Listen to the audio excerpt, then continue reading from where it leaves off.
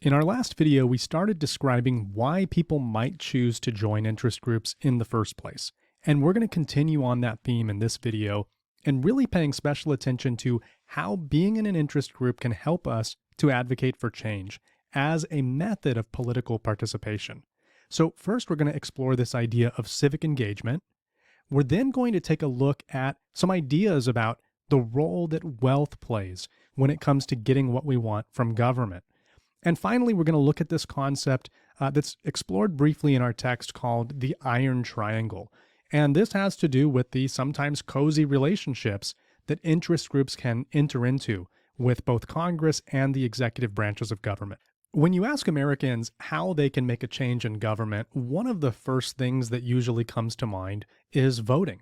But when we vote, we maybe do that once or twice a year. Of course, a lot of people just vote once every 4 years during the presidential election, but that's not the only time, obviously, when you can make a difference in your community. And we're going to see that civic engagement is an important aspect of living in a democracy. There is a really old tradition in Western political thought going at least back to the ancient Greeks about the role of civic engagement. You had philosophers like Aristotle who really thought that getting involved in the life of your community was really essential to developing your character and your personality. And it brought all kinds of benefits not only to your surrounding community, but to you as well.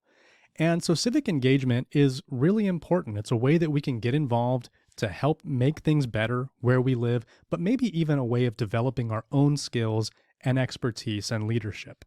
So one way of practicing civic engagement, that is working to make an impact in your community, is by joining an interest group. Civic engagement goes far beyond simply voting for the candidate you like the most.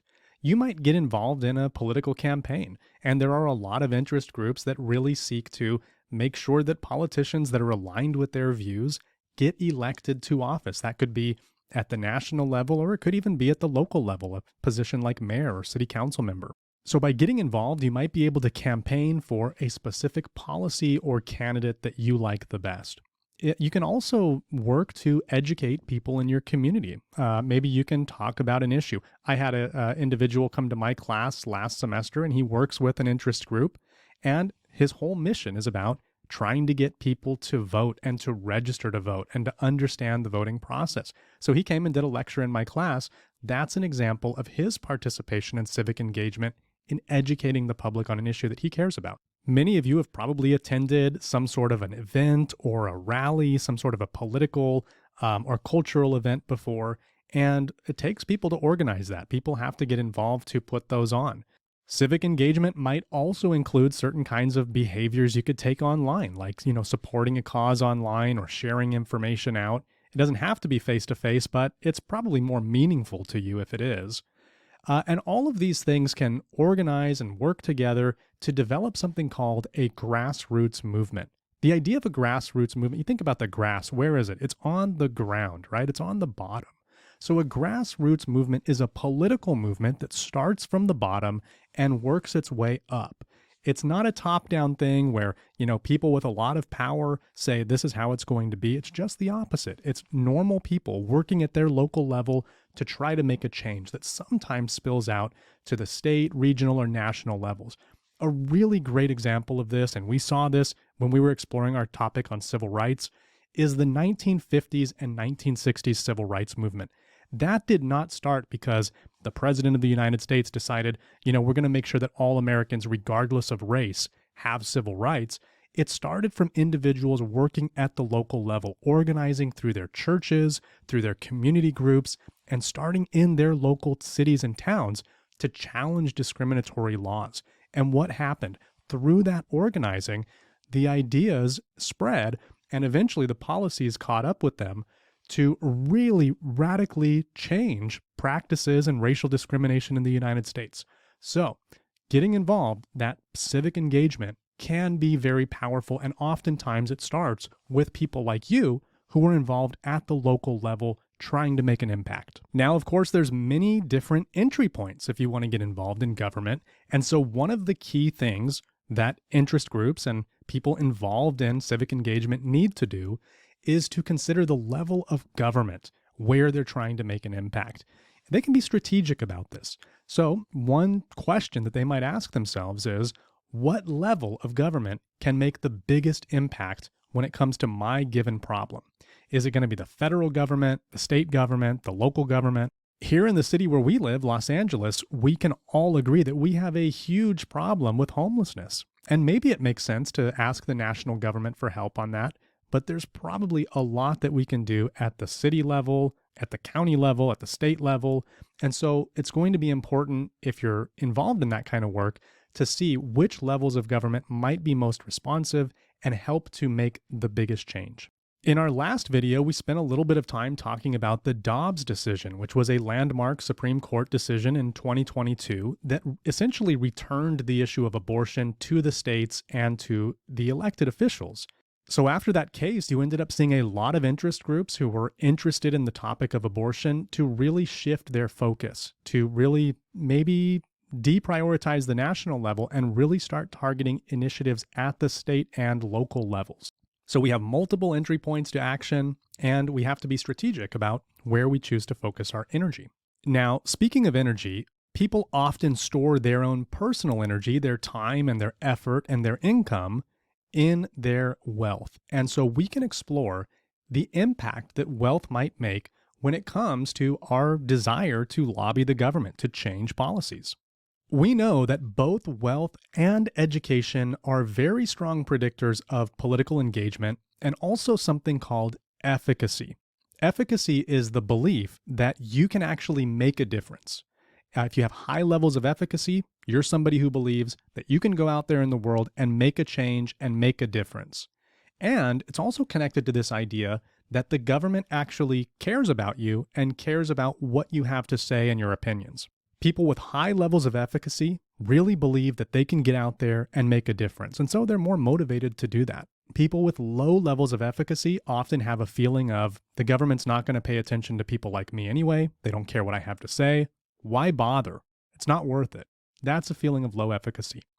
We know that wealth is associated with higher levels of efficacy, and we know that wealth, as we explored in an earlier video, can overcome collective action problems. It can make it a lot easier for us to, convince government by either hiring a lobbyist or supporting somebody's campaign with a donation. So wealth can bring some real benefits when it comes to lobbying government. Now, the unfortunate flip side to that is that poverty can be a real barrier to any kind of political action. And you can think about the reasons why. If you are living in poverty, there are often some real constraints upon you and what you can do. You might have time constraints. Maybe you are working a job that doesn't allow you to take time off. Maybe you're working multiple jobs trying to make ends meet. That can really prevent a person from being able to go out and volunteer on behalf of some cause. You might also obviously have challenges with donating money, from fundraising, from making donations to a politician's campaign or hiring lobbyists. Clearly, if you're living in poverty, you're going to have a harder time in terms of financial resources than somebody who's very wealthy. We also see that while wealthy individuals have high levels of political efficacy, we do see that there's a correlation with living in poverty and having these low levels of efficacy, this perception that you can make a difference in your political community.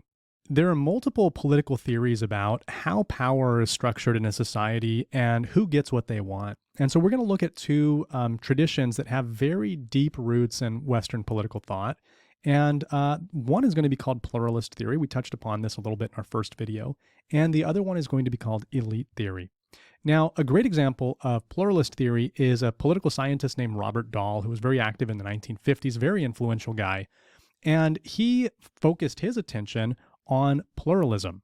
So Robert Dahl was a professor at Yale University, and he really wanted to understand how political decisions get made. So he had a really famous study where he went to New Haven, Connecticut, and he tried to figure out what decisions got made and who was really influential in terms of making those decisions, shaping those decisions. And he came away with the observation that there wasn't just one group of people who was in charge. There were a lot of competing interests who would sort of fight it out and battle it out. Now, this is kind of related to that idea that we talked about with James Madison, this idea that you have multiple groups competing. They're all trying to get influence. They're trying to influence government and outcompete the other groups.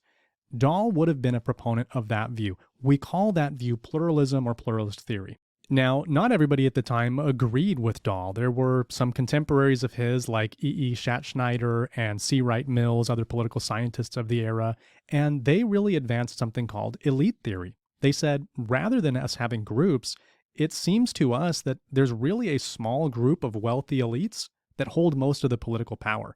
And it doesn't really matter who gets elected because those elites are helping to set the plate in terms of who our candidates even are in the first place.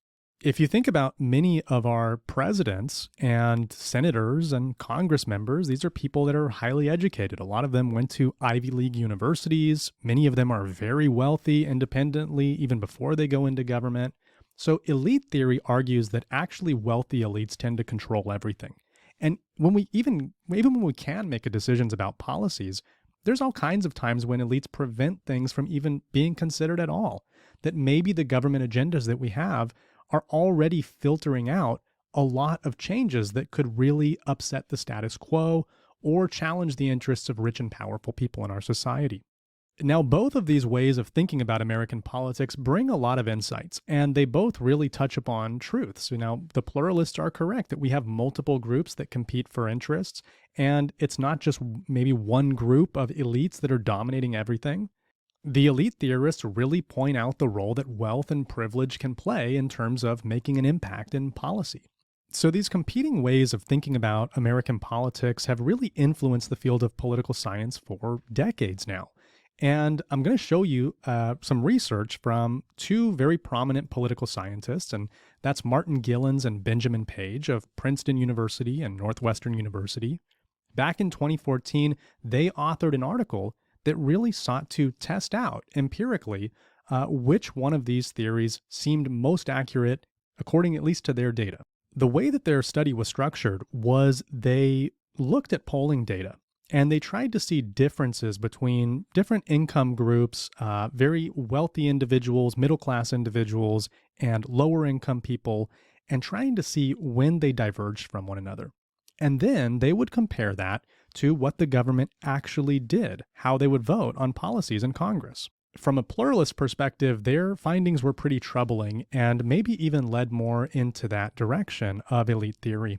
Now, what they found in their research was that wealthy individuals were far more likely to get their way in government policy. And so it wasn't necessarily that the middle class and lower class people never got what they wanted, but they typically just got what they wanted when those interests aligned with what wealthy individuals wanted.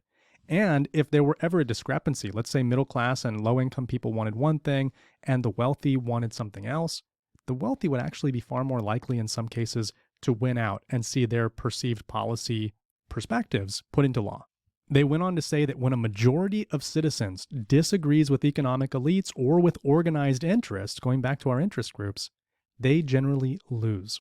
So Martin Gilens actually went on to write an entire book on this topic where he was exploring the connection between somebody's wealth and affluence and how much influence they have in government.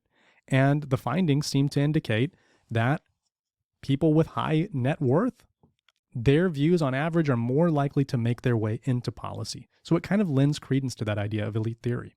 Now, finally, we're going to round out our video with one final concept, and that's going to be the iron triangle. So the iron triangle is going to be a way of conceptualizing the relationship between an interest group, Congress, and executive branch of government. And we can kind of see that they all have a relationship with one another, and it's going to be a symbiotic relationship, meaning everybody benefits in that arrangement. Now, I've got some examples for you here on the slide. If you'd like to pause and take a look, you're welcome to, but I'd like to just take a look at it visually. I'm a visual guy, and so we're going to cover the same information on this slide, except in a visual format. Let's imagine that we have an interest group, you have Congress, and you have the branch of the federal bureaucracy or the executive branch that's responsible for carrying out the laws. Now, we'll get into this later when we get to our branches of government. This idea explains why sometimes certain interest groups can become so powerful, because not only do they need government, but government might also need them as well in some ways. So an interest group, as we're going to see in our next video, they can provide all kinds of electoral support by donating to a Congress member's campaign, trying to help them get elected. And in exchange, maybe not officially, but at least in practice, Congress can pass friendly legislation to help that interest group.